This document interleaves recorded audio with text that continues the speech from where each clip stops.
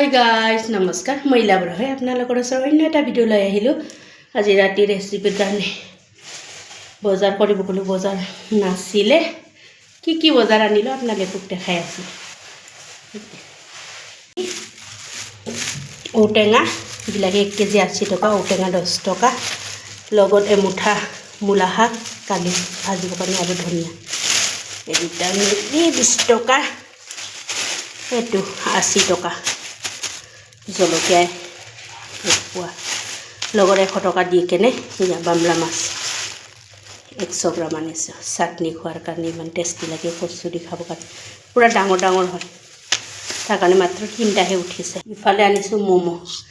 মোমো খাব মন গৈছে মোমো লৈ আহিছো এক প্লেট এটো ভাঙন মাছ আৰু চাইনা পুঠি 1 কেজি লৈ আহিছো 200 টকা দি কেনে সিদিনা আনাখিনি শেষ হ'ল এতিয়া আৰু 1 কেজি আনিছো এটো দিয়ে ৰেচিপি বনাম ৰাতি চাই থাককচোন এতিয়া আগতে খাই লও তাৰছত ৰেচিপি বনাম এটো মাছ ডাঙৰ মাছ দুটা লম আৰু এই ভাঙনে দি আৰু চাইনা পুঠি এনে কাটি বিলাহী আৰু মাছ বনাম লগত ইয়াতে পিয়াজ আৰু কেঁচা জলকীয়া কাটি লৈছো লগত অকমান পাঁচফোৰণ দি দিম চাই থাকক মাছৰ আঞ্জা বনোৱাৰ কাৰণে অলৰেডি কেৰাহী বহাই দিম ভাজি বনোৱা কেৰাহী মই আখলা নাই তেল অকমান আছে তে ধুনীয়াকৈ গৰম কৰি লম মাছৰ আঞ্জা বনোৱাৰ কাৰণে ফ্ৰাই কৰি লম ৰংগুৰিটো মই সানি ল'ব পাহৰি গৈছিলোঁ তাৰ কাৰণে ওপৰতে দি দিম তাতে নিমখ দি দিছোঁ ধুনীয়াকৈ বিলাহী মটৰ মাছ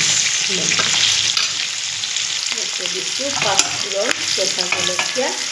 আৰু লগত সৰুটা এটা পিঁয়াজ ধুনীয়াকৈ খালি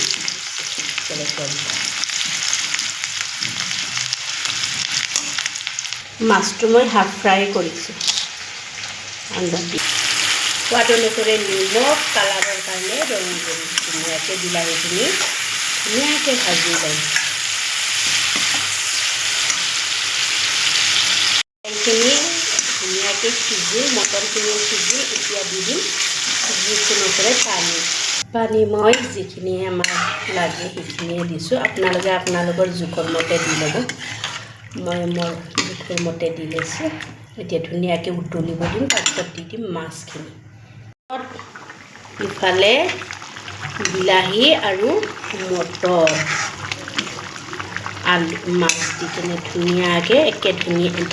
ধনিয়া দি দিছোঁ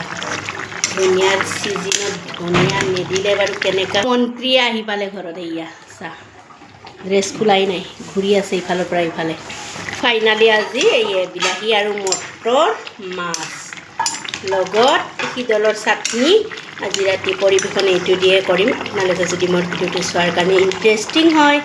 লাইক কৰিব কমেণ্ট কৰিব শ্বেয়াৰ কৰিব বাই বাই লগতে গুড নাইট